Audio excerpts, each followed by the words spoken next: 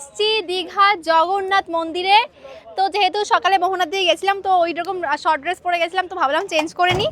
তো দেখো আমি একটা সুন্দর ব্ল্যাক কালারের ফুল ড্রেস পরে নিয়েছি। সো এখান থেকে এখন আমরা তিলক পরে নেব, তাই এখান থেকে আমরা মন্দিরে যাব। নড়াবেন না মা। জয় জগন্নাথ। জয় জগন্নাথ।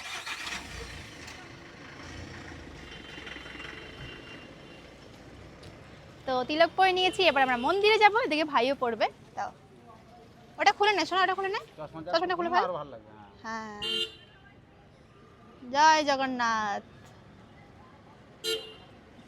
হরি বল হরি বল।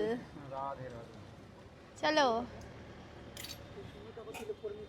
চলো এবার আমরা এখান থেকে যাচ্ছি। হ্যাঁ সুন্দর লাগছে তিলক করে, তাই না?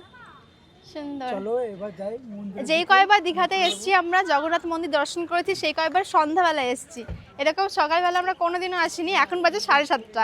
এত ঘোরার পরেও এখন 7:30। আমরা টাইম দেখে অবাক হয়ে গেছি। তো চলো যাওয়া যাক।